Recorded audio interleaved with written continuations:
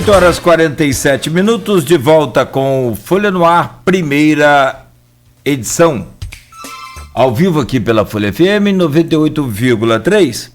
Hoje com a doutora Andréia Moreira, que nos honra sempre com a sua visita, a sua presença virtual, na verdade, né? Muito mais importante nesse momento, mas na hora certa estaremos juntos, se Deus permitir. Ela é médica infectologista e conversa ao vivo conosco. E no bloco anterior, meu caro Aloysio, a gente falava sobre essa questão da vacinação e as estratégias. O Reino Unido, Estados Unidos, Brasil, a maioria, né, dos países adotaram a vacinação para os idosos, como, né, a faixa etária é mais vulnerável, né, e o vírus é mais letal. Porém, na Ásia, a Indonésia resolveu fazer o contrário, aplicar a Coronavac, até porque havia feito o teste justamente nessa faixa etária, na massa ativa da sociedade entre 18 e 59 anos, que, segundo os especialistas, né, teria um efeito muito mais rápido de conter o vírus, porque essa massa é a massa que está na atividade laboral, está trabalhando, é muito mais, viaja muito mais, né? Se aglomera, evidentemente que muito mais, então por isso essa estratégia diferenciada. Eu, lendo uma matéria, doutora, percebi uma coisa interessante de um especialista. Ele disse, olha, se todo mundo está fazendo de um jeito e já tem um país fazendo de outro, vai ser importante para a gente ver como é que é o resultado das duas estratégias. Mas é claro, a gente quer ouvir a senhora, nós, né, temos que... Primeiro que a gente é leigo, né, evidente, mas sobretudo os especialistas que estão lá longe, né, e aí nos interessa mais ouvir a opinião da senhora. Como é que a senhora pensa e vê essa estratégia, já que o Brasil tem essa dificuldade que o Aloysio relatou e nem, né, precisa destacar tanto aqui agora, essa dificuldade, essa logística da vacina. Eu fiquei imaginando lá na Amazonas, como é que o cara vai numa canoa daquela que às vezes tem motor, às vezes não, e depois tem que voltar novamente, como é que é isso? Em relação à idade, o que aconteceu, né, os estudos em relação ao acometimento maior dos idosos, né, foi o que pontuou justamente a primeira leva, vamos dizer assim, da vacinação para essa idade. Aí me veio reportar, deu tempo de eu apanhar aqui, lembra que nós soltávamos os informes epidemiológicos quinzenalmente, era semanalmente, depois passou a ser quinzenalmente. E aí eu confirmei, a grande maioria dos óbitos ocorriam, sim, em pessoas idosas acima de 60 anos. Então, nós passamos a pandemia praticamente inteira com alta mortalidade dos idosos, acrescido de comorbidades. A grande maioria eram idosos e com comorbidade. Então, a estratégia foi evitar, sim, de imediato a morte de mais idosos. E a Itália mesmo teve um número absurdo de morte em idosos, né? E a população é idosa. Então, a regra do Brasil foi essa,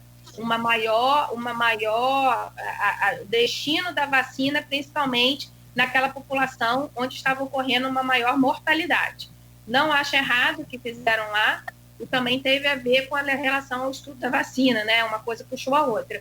Mas, no início, vocês vão lembrar que a programação em relação a quem deveria ser vacinado, além dos idosos, foi muito tumultuada, não se tinha um planejamento de vacinação, e isso também nos prejudicou muito, e também, lá no início, havia muita contaminação dos profissionais de saúde. Tinha lugar que tinha mais de 50% de profissionais de saúde acometidos. Alguns, infelizmente, evoluíram para óbito. Então, a estratégia foi, vamos vacinar os idosos e os profissionais de saúde de linha de frente. E aí começou os problemas em relação à fura-fila, né? Em quem, eu sou profissional de saúde, sim, eu tenho que vacinar. Então, houve um tumulto muito grande em relação a isso, e aí a gente vê como que as pessoas, a maioria só olham para si, né? Não cabe aqui eu falar mal de ninguém, mas as pessoas, é aquela coisa de falta de entendimento e de realmente entender que a linha de frente é linha de frente. Que eles tinham, né? E muitos deles se reinfectaram também. A gente tem médicos, inclusive, tem um médico internado que está acometido novamente da infecção e fez o sequenciamento porque ele está com a vacina em dia, a segunda dose foi tomada, então aí há um questionamento qual foi a variante, né, que o acometeu. Então há uma correria em relação à vacina, sim, e um tumulto exacerbado, mas em relação ao jovem, é um ponto importante para quê? Por lado econômico, né? Mas há uma briga em relação até política envolvendo a vacina, por conta da educação, né? Os professores querem vacinar, a força de segurança precisa ser vacinada, a gente aqui perdeu um número elevado de PMs e de guarda, né? Então, tudo isso entra no bolo do desespero de quem que vai vacinar primeiro. Infelizmente, isso vem acontecendo. Andréia, temos aqui alguns temas pré-estabelecidos. Vacinação, a gente já falou, a gente acabou antecipando, né? Sim. Agora, eu queria que você estabelecesse a correlação que, por mais lógica que pareça, gente ainda questiona, mas enfim, tem gente que questiona essa terra redonda, né? Então é complicado. Mas a correlação, que ontem foi muito bem estabelecida aqui pelo professor da UENF, o Renato da Mata, biólogo, entre a lentidão da vacinação com a necessidade de restrição do uso da máscara.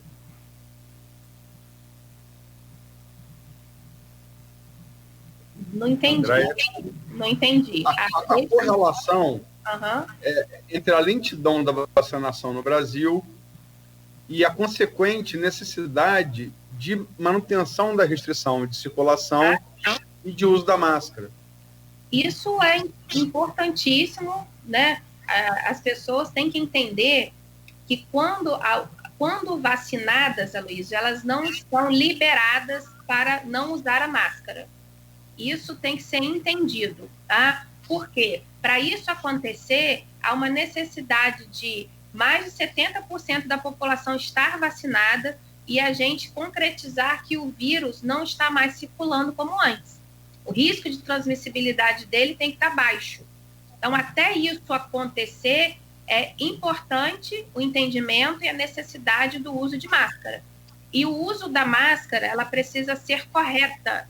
Você mesmo comentou, o uso da máscara tem que ser de tecido, ou se você não tem a máscara cirúrgica, você vai usar de tecido. Você não pode reaproveitar, né, essa mesma máscara todos os dias. Você precisa lavar essa máscara. Se você usa máscara cirúrgica, você tem necessidade de troca dessa máscara cirúrgica por um período de 3 horas entre as trocas. E se você tem a N95 ou a que a gente chama PFF2, que é aquela mais durinha, ela não pode ser guardada no plástico. Ela tem que ser guardada no papel, principalmente papel absorvente, para a gente não ter contato com as gotículas e acabar se contaminando. As máscaras precisam ser retiradas pelo lado e não pela frente. Então, são coisas pequenas, mas que as pessoas ainda continuam fazendo de modo errado. E um dado que a gente está buscando isso no hospital, a compra de mais máscaras, nós soubemos ontem que não há produção mundial da N95 por um período, esgotou, infelizmente. Então, nós vamos passar, além disso tudo, falta de EPI, alguns locais já estão passando. Então, as máscaras N95, elas podem ser usadas por um período prolongado, se você for, né, cuidar bem da sua máscara. Então, cuide bem da sua máscara, evite que amasse o local do filtro, para você ter uma máscara efetiva. Tem alguns locais que preconizou o uso da N95 ao invés da outra máscara cirúrgica. Mas você precisa entender todas essas nuances para você se proteger, porque senão você está usando uma máscara por usar e não está se protegendo e está muito, muito pelo contrário, está propenso à contaminação. O último tema desse bloco, que a gente não abordou ainda, é a insistência de colegas seus em receitar remédios sem comprovação científica. Eu sou leigo, Cláudio é leigo, e eu vou ler aqui o que disse ontem no programa um cientista, um biólogo, um cientista da mais importante universidade de campos da região, que coleciona e orgulha campos com vários prêmios nacionais e internacionais de excelência científica, tá? Que é o Renato da Mata. Vou ler o que ele colocou e peço que você comente. Todo médico é cientista? Deveria ser. Mas, infelizmente, essa não é a realidade. Com todo respeito à classe, que é extremamente importante na sociedade, mas tem muito médico que não tem o que chamamos de letramento científico. Se os médicos fossem realmente cientistas, eles não usariam esses medicamentos como a cloroquina e a ivermectina. Como é que foi isso? No primeiro momento, você pegou no sistema in vitro, que é um ensaio realizado, fora de organismo vivo, onde você tem células em um meio de cultura, infectou elas com o vírus, tratou elas diretamente com esses componentes, cloroquina e ivermectina, e viram que o vírus morria. Eles funcionaram no sistema in vitro. Só que quando você vai para um organismo, e o primeiro passo é usar animal de laboratório, tipo um rato, não funcionou. E aí ficou essa coisa. Se funciona no sistema in vitro, então funciona no sistema in vivo. Apesar de não funcionar em animais de laboratório, não existia mais nada. As pessoas começaram a usar esses medicamentos sem comprovação. Depois de um ano usando, hoje nós temos a comprovação de que não funcionam. E ainda tem médico receitando. Vai me desculpar, mas não são cientistas. A Associação Médica Brasileira já disse que não funciona. Não se deve usar, muito menos de forma preventiva. Mas as farmácias, lógico, querem vender. Gostaria que você comentasse, Andréia. Infelizmente, nós temos muito achismo. Não é só em relação ao coronavírus, mas em relação a muitas patologias na medicina, porque a gente vive mais isso do que vocês. E a parte médica em relação à ciência, ela precisa estar junto, óbvio, né? E ainda mais numa doença nova. Então, nós temos alguns municípios ou alguns estados que preconizam o uso desse tratamento, que eles chamam de tratamento precoce. Existem, uma coisa também muito impressionante, o número de artigos que são lançados diariamente em relação a análises de Covid. Acredito que nunca tinha sido visto antes a monta de artigos que são liberados. A gente não dá conta de ler tudo. Então, a gente faz uma seleção dos melhores e muitos deles realmente não evidenciam cientificamente esse tratamento, mas, Aloysio, uma coisa assim, não acredito que esses médicos tenham má fé, isso é importante da gente colocar também, porque quem realmente está na linha de frente, a saúde mental dessas pessoas realmente não existem, então está um esgotamento muito importante, e o não fazer nada muitas vezes incomoda. Não estou falando que está correto, mas eu os entendo, porque desde lá do início da pandemia, a gente vem perdendo muito paciente, né? E vocês vão lembrar que lá na frente o uso do corticoide não era ok, não era bom. E depois, o Brasil ajudou muito nessa análise, viram que o uso do corticoide era essencial. Então, estudos são necessários, muitos estudos ainda são necessários, muitos estudos estão ainda em fase, né, para serem liberados, mas o que foi lá na frente negativo, agora é o positivo. E eu digo assim, com muita certeza, que a base científica tem que ser aclamada, com certeza, e nós estamos muito empenhados em relação a isso. A indústria farmacêutica está empenhada. Nós temos, no momento, 4 tratamentos muito avançados em relação à Covid, e um é um soro, os outros 3 são medicações antivirais, o famoso coquetel, e isso, lógico, há um interesse farmacêutico pontuado.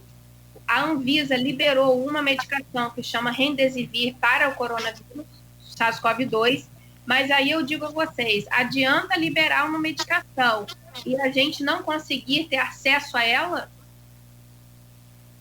a gente não está conseguindo ter acesso ao Remdesivir como deveria. Nós estamos numa fila para compra de Remdesivir.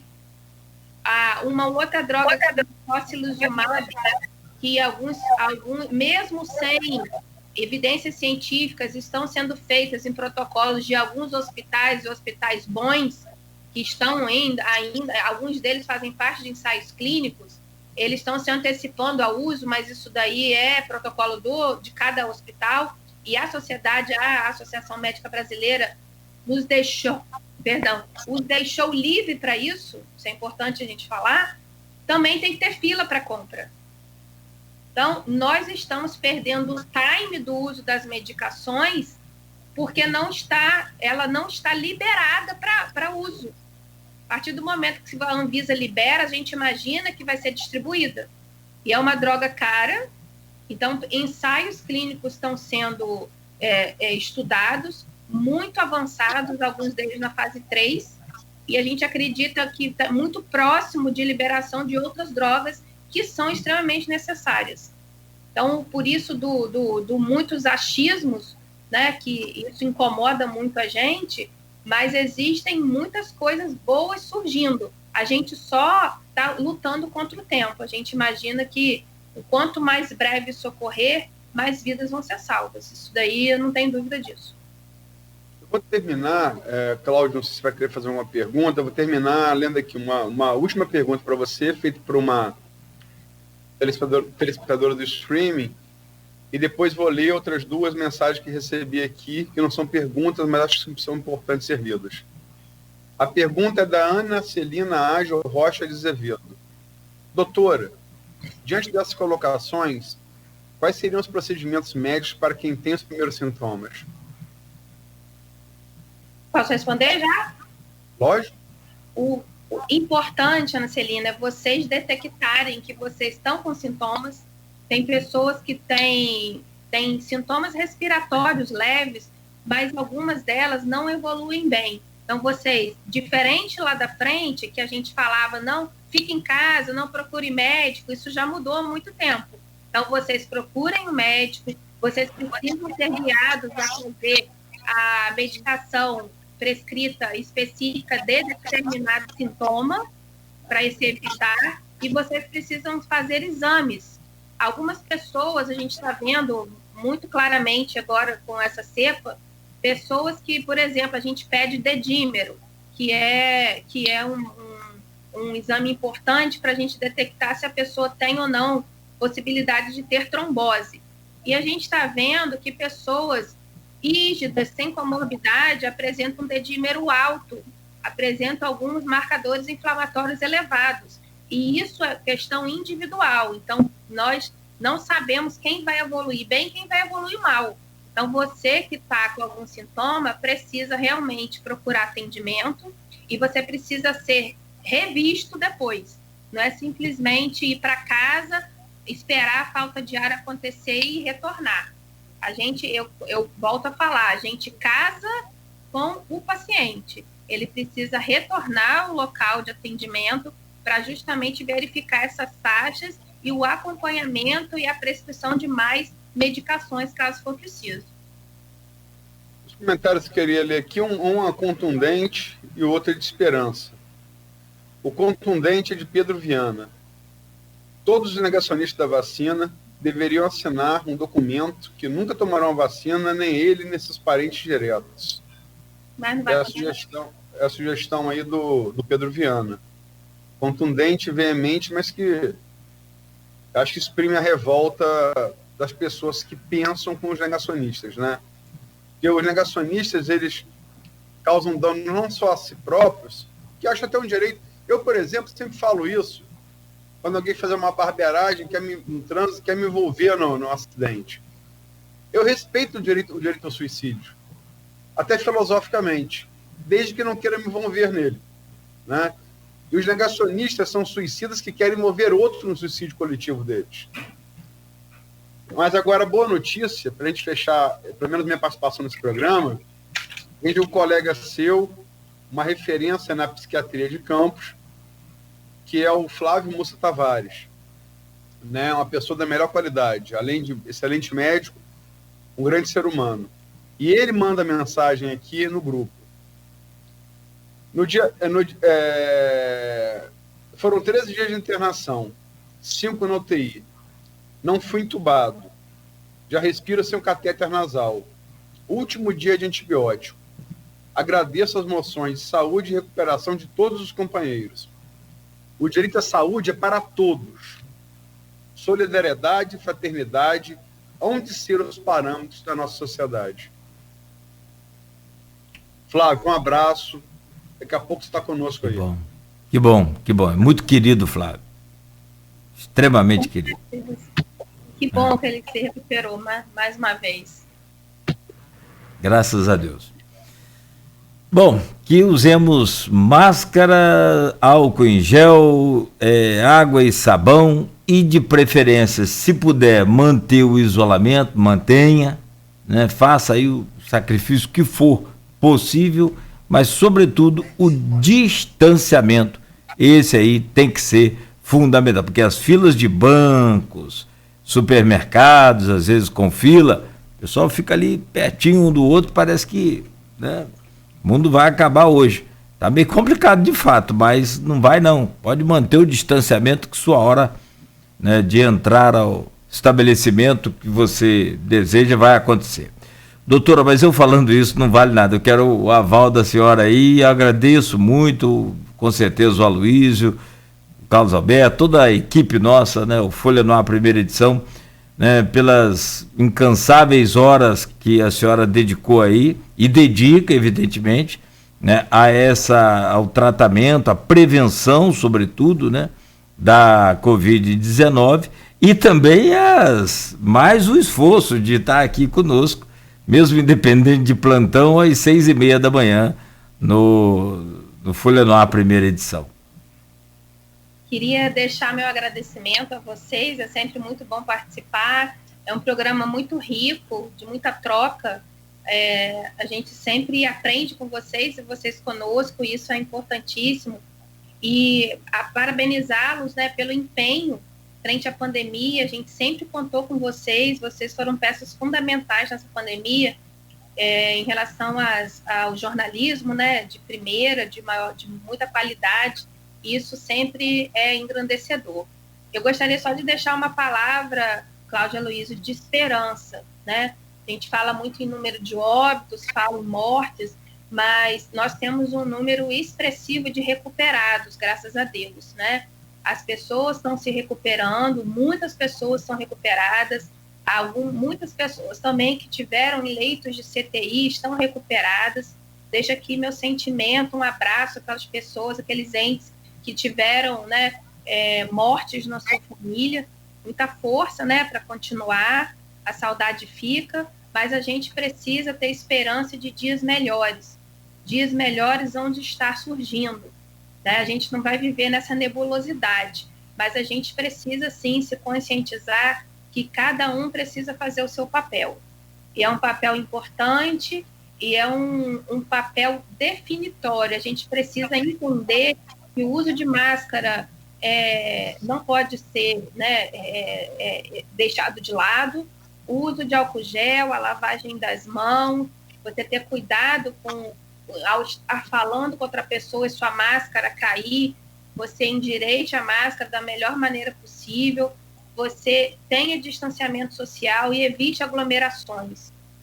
Né? Nós estamos num período de Semana Santa e a gente precisa, né, viver essa ressuscitação, né? A gente precisa se empenhar em dias melhores. Esse é o meu recado para vocês e me deixo sempre à disposição para o que vocês precisarem. A gente cria um laço de amizade, além do lado profissional. Se você me permite? Uhum. Desculpa, Paulo. Não, pois não, só agradecendo mesmo. Eu queria, além do agradecimento, dar um testemunho como jornalista, como cidadão. Eu conheci a Andréia como colega do Cristiano ali na adolescência, colega do meu irmão mais novo. E depois fui encontrar a Andréia já profissional, eu também já profissional, essas coisas da vida, que cada um toma um rumo diferente. A Andréia, apesar dessa desse jeito, assim, dessa aparência meiga, André é dura na queda. E foi uma pessoa sempre solícita com a imprensa.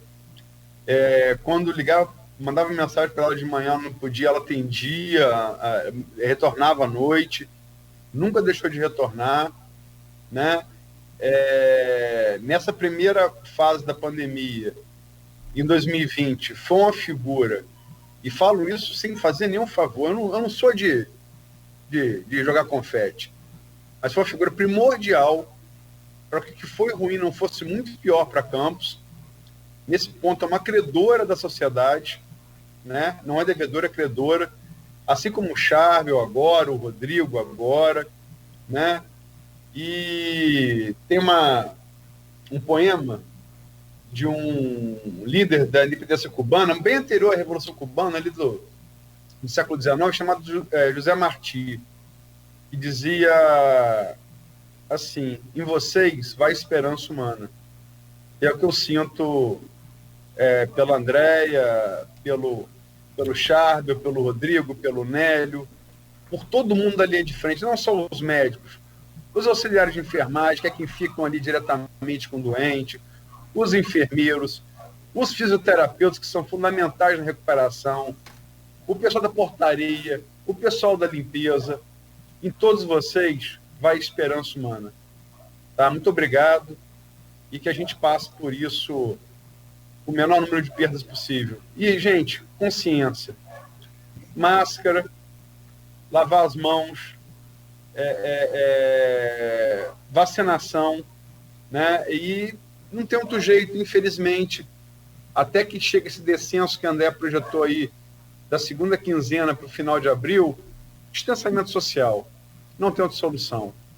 É um apelo que eu faço, né? Obrigado, André. Muito obrigado por tudo.